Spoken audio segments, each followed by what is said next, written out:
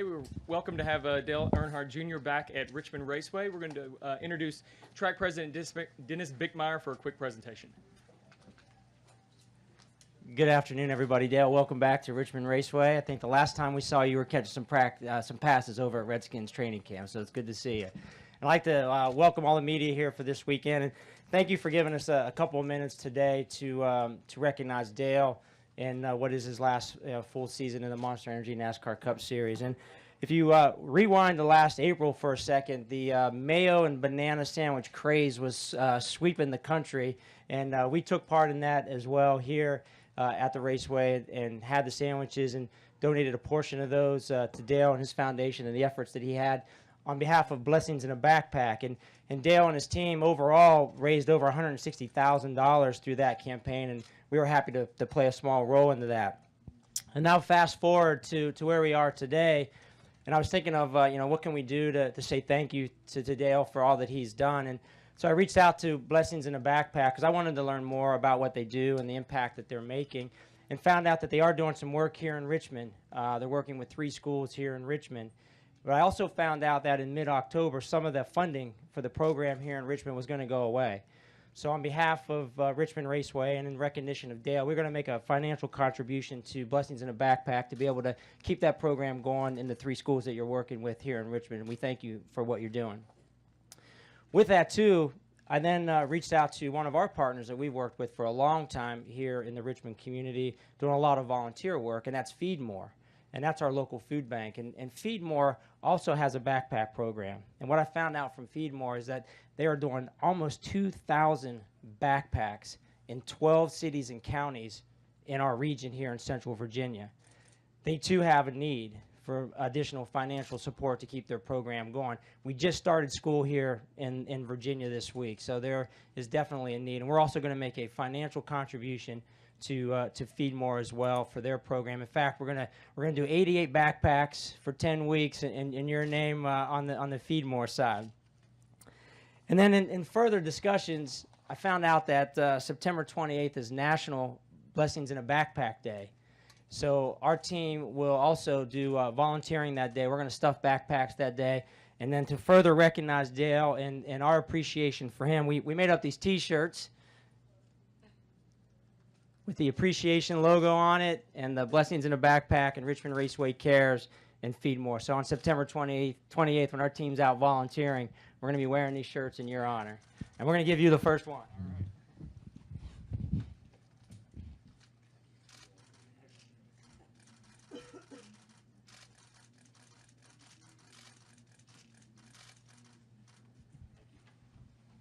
Just a couple of quick things, too. I want to recognize Jenny Scherer, who's here from Blessings in a Backpack, representing them today. She's the Director of Programs for Blessings in a Backpack. And I'd also like to recognize Tim McDermott, who is the Chief Development Officer for Feed More, representing that organization. And thank you guys for the work that you're doing in our community. We appreciate it. And we're also going to take a quick photo with Dale. If you guys could step up front, please. We're going to do it right here in front of the... Do it right here on both sides. By the backpacks. Okay. Come on in, guys.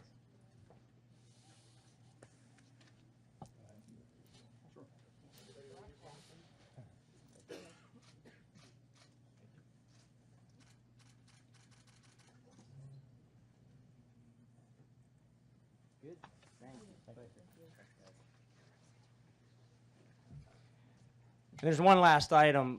Recently, as I mentioned when Dale was here, we had he took a photo on the backstretch, and we had that photo framed, as well as framed the victory lane photos from your 3 Cup victories here at Richmond. But I will say we have plenty of room to add a 4th.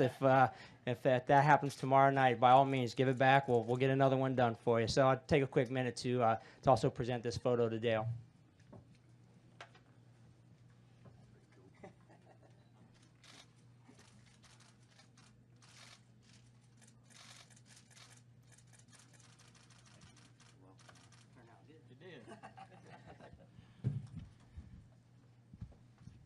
Again, I just want to say thank you. And Dale, it's been a pleasure to work with you. I know we're going to continue to work together as well. We'll look forward to hopefully seeing you here race maybe again in the Xfinity Series, but certainly with your work with NBC going forward. But thank you everything that you've done. On behalf of the Richmond Raceway fans, we really appreciate everything that you've done for the sport. Thank you. Yeah, thanks a lot. This track's always, been kind of special to me. Been coming here, I know, since 1981. At least that's the last photo evidence I have of me being here.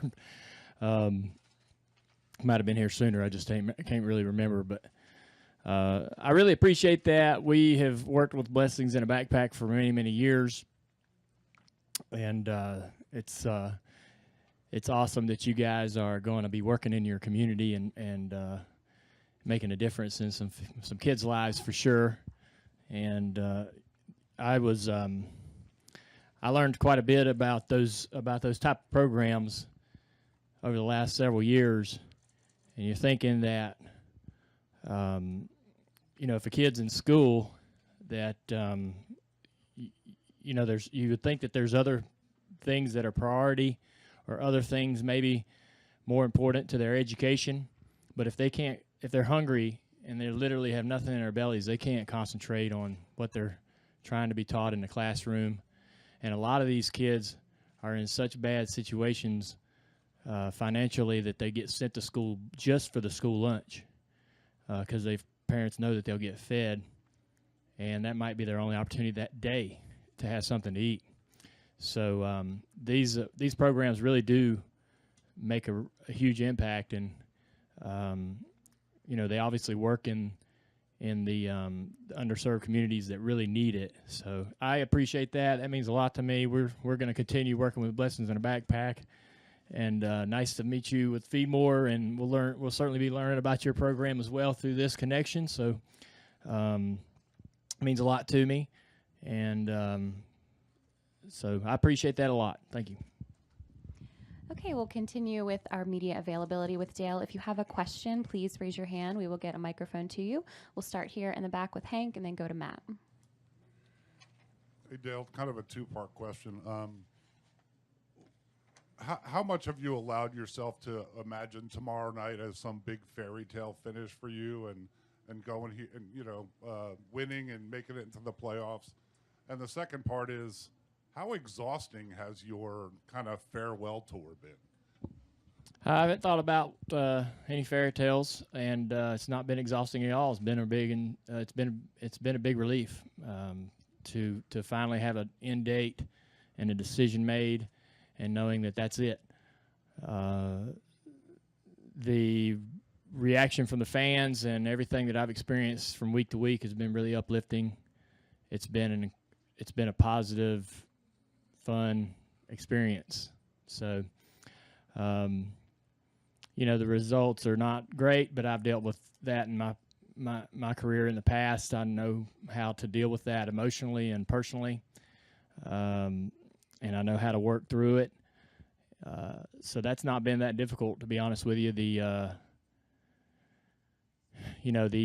reaction and support from not only the fans but the industry and the folks around the sport, whether it's in the media or in the garage, has been really special to me. It's meant a lot to me, and so I've really enjoyed it, and I think that hopefully it's enjoyable all the way to the very end. I'm sure Homestead's going to be just a big old blur of, I don't know how that day's going to feel, but it's going to be one of them deals where you won't be able. It's just like winning a race. I don't think you're able to take it in the moment. But I've been able throughout this season to take in these little moments here and there throughout every weekend, and they've been really nice. Okay, our next question from Matt, then Alan, and then we'll come over to Bob and Claire.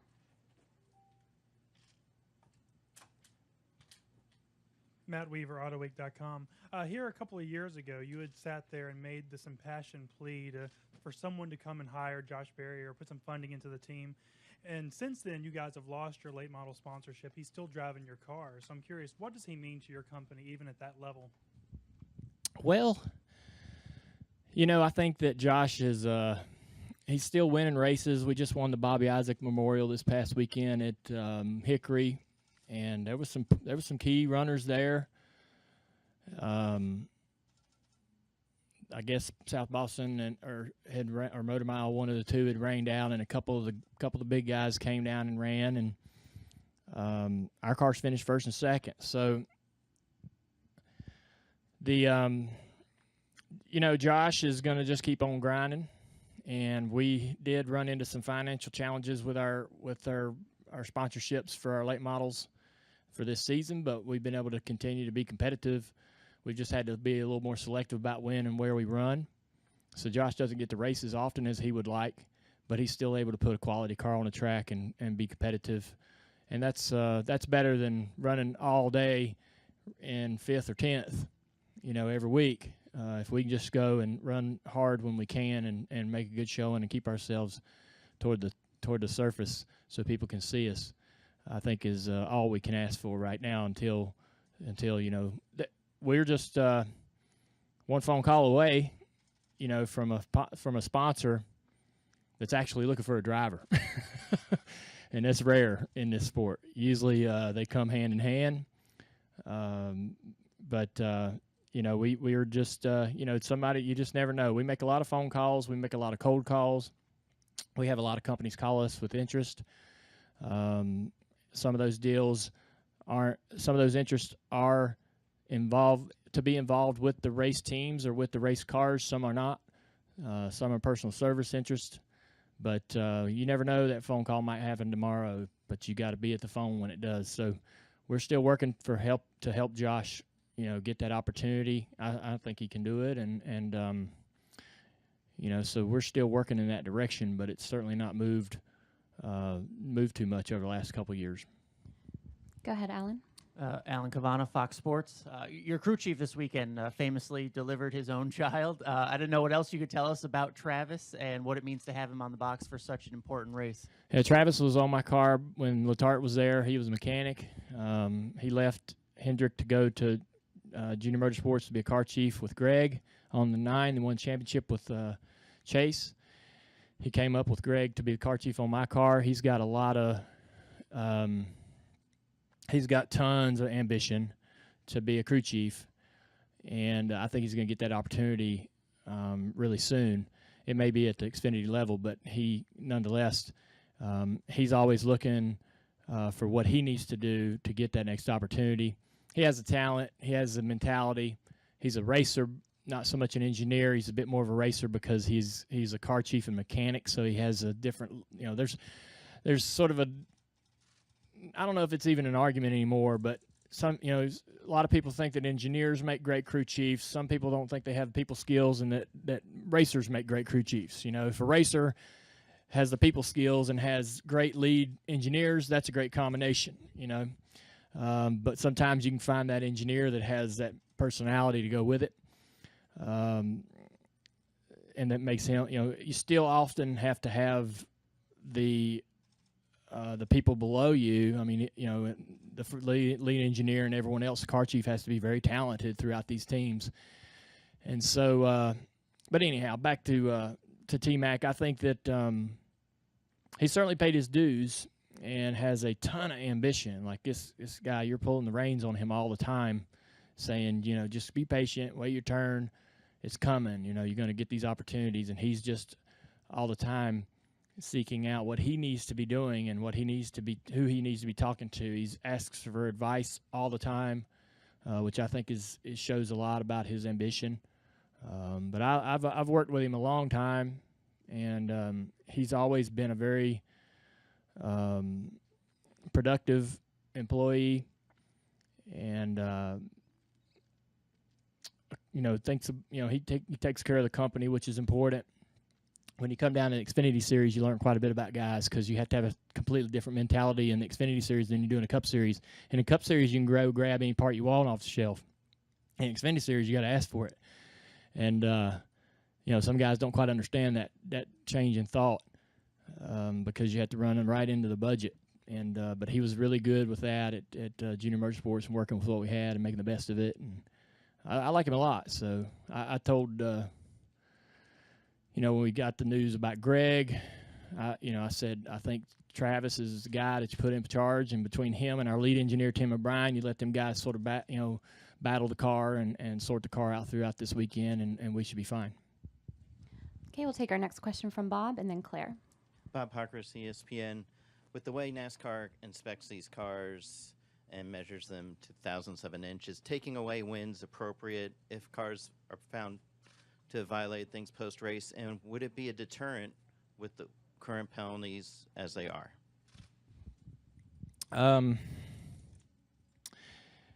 Yeah,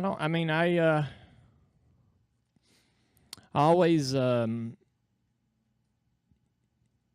didn't have a problem with getting thrown out of a race back when we were racing on Friday and Saturday nights at short tracks. If they found your car wrong, they threw you out before you ever went home. And nobody ever thought that was crazy. At this level of competition and with the process of inspection and maybe the news cycle and so forth, there's a lot of the elements that play into what they do today and why they make the decision they make today. But maybe I hear that there's more and more thought put into eventually trying to take these wins away. I heard Denny's comments today that he thinks that it's probably the right thing to do.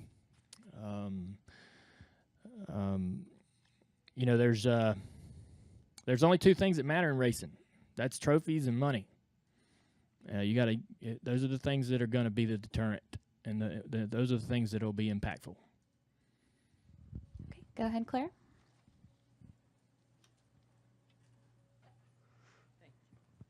Claire Beelang, Sirius XM NASCAR Radio. You didn't seem shook up too much by the fact that Greg Ives, who's so intensely competitive, won't be here. But it seems like you're more present to stepping up to be the leader of the team. And do you feel like it'll be hard not to have him here this weekend, despite you have a good crew chief filling in? I'll remiss him. Our relationship and how we depend and trust on each other, that's a void that's hard to replace, and there's nobody that could be here this weekend and nobody on the team that can step up and really fill that just the way Greg does.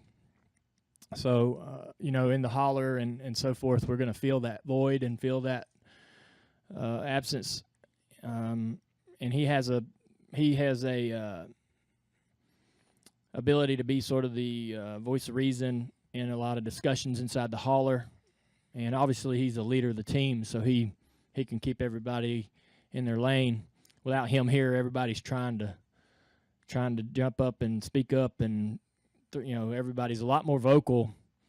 But with that said, I was watching practice and watching the team work and listening to Travis and listening to Tim and our second engineer Peterson and listening to the guys. All of them are much more vocal than they usually are on any other given weekend.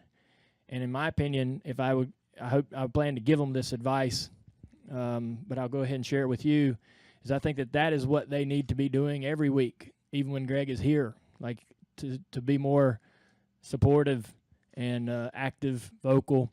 Everybody on the team sort of had to raise it up a level for this particular situation we're in, and I think that's what we could have been doing or could be doing going forward that might help the whole team, So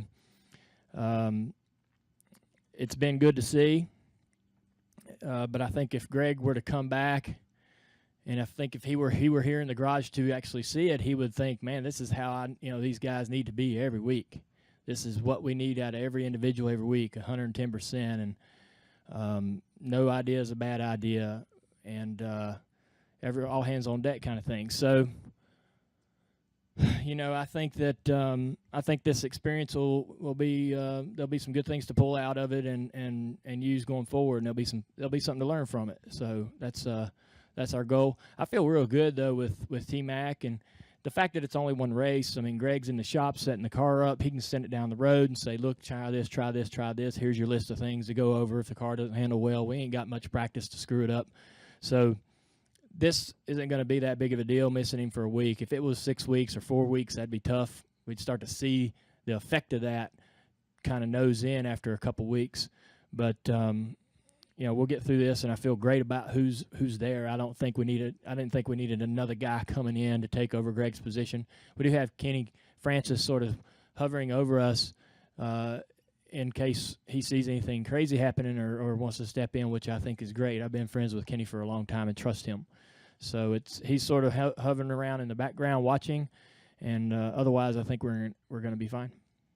Okay, we'll take our next question in the back.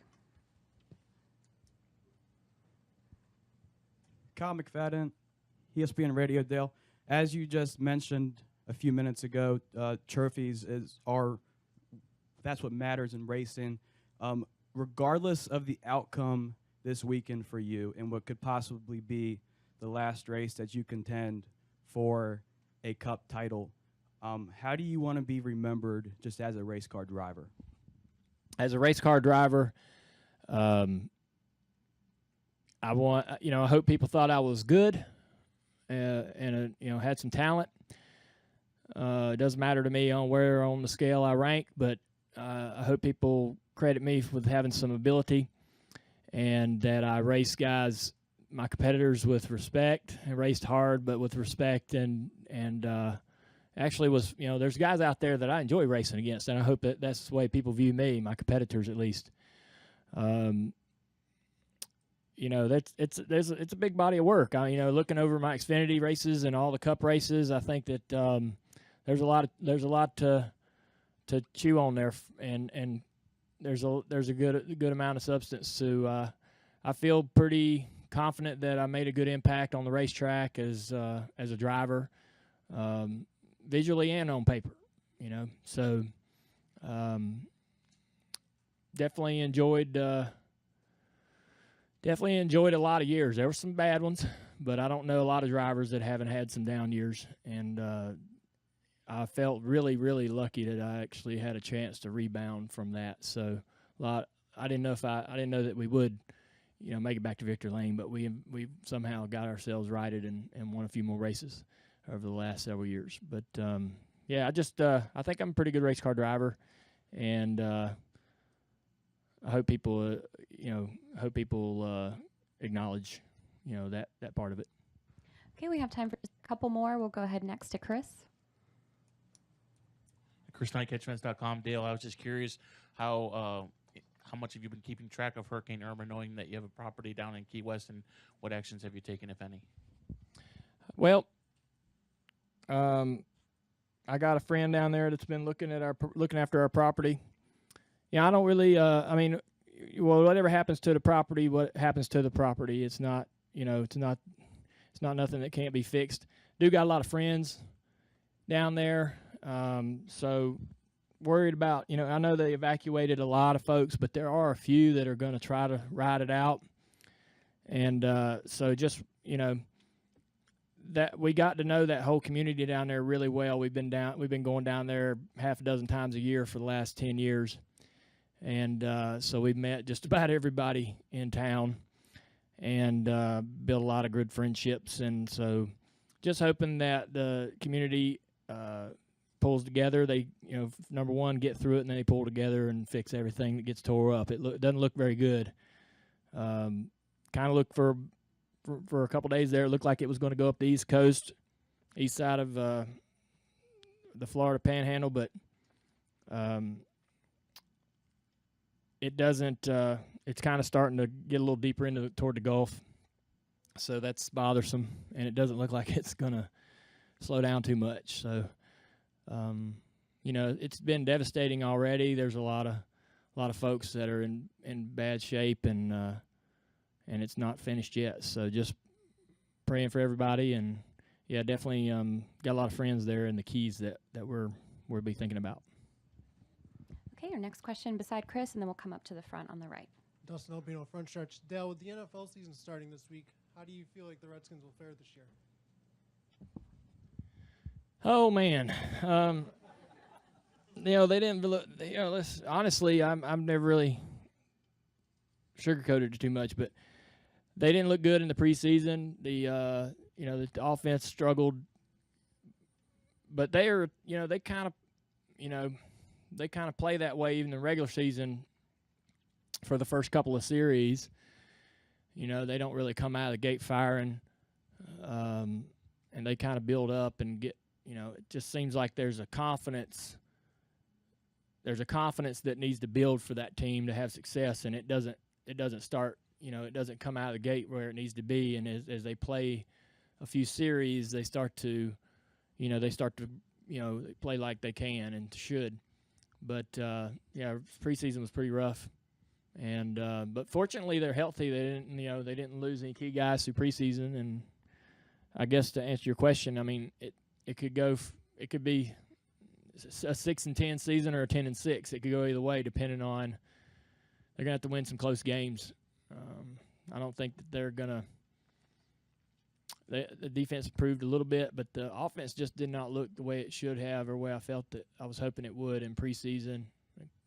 I don't know if the timing's down between the quarterback and the receivers just yet. They got some new receivers he's working with, and I'm not sure that they're kind of on the same page just yet. We'll see. Okay, we'll take our next question up here toward the front. If you could raise your hand. Great. Steve Wilson, SpeedwayDigest.com. How do you think that NASCAR can balance the traditional view of knowing that fans will know the winner leaving outside of the grandstands at the end of the night, based on your statement that you were thrown out of some of the races previously in your career, especially the late models and the way that they do it at some of the short tracks? And do you feel as a traditionalist that they can do this or even modify this in the current environment? Yeah, that's the tough part, I guess, is they don't. That's a good point. I mean, that's what they would always say for years, is that they don't want the fans to leave. They want them to leave the racetrack knowing that this guy won the race, and I don't know. I think that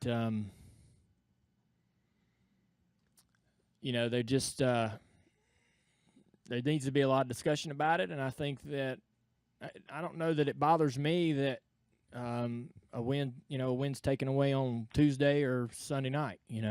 I think. It doesn't bother me. I guess it's, it's. I don't know if it's a blemish on the sport. It doesn't look good for the sport to have it happen that way. But you can't take these cars, and you can't take the cars quick enough to declare everybody clear. And a lot of the things that guys are doing or trying to do will only be found in the technical center. So it's a difficult situation to be in, but I wouldn't care either way, whatever they did. If they left it like it is, that's fine. But if they want to start taking wins away, I'm not gonna have a problem with that either. But I too don't have to worry about it anymore. So I don't know whether I'm the guy that should be in the discussion about it. I mean, I think this is something that could go down between the competition committee, the driver council, and NASCAR, and they could sort out what they feel needs to happen and should happen. But, I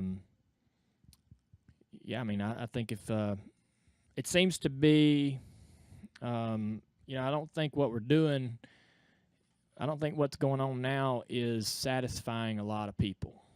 So would you say that, would you agree that what's happening now and the encumbered wins and all that sort of is confusing to a lot of people?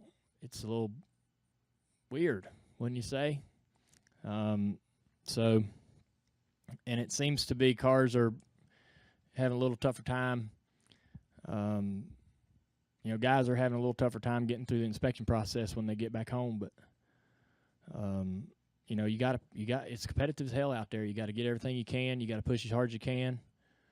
With the rules as tight as they are, you got to get everything you can get. So, but either way, I mean, if they want to leave it like it is, it's fine. I just don't like that word, encumbered. I don't think anybody likes the word. If they had a different word, maybe we all wouldn't be talking about this. If they had a really cool word, we'd just go with it. No. Okay, we'll take our next question from Jeff and then finish up in the back.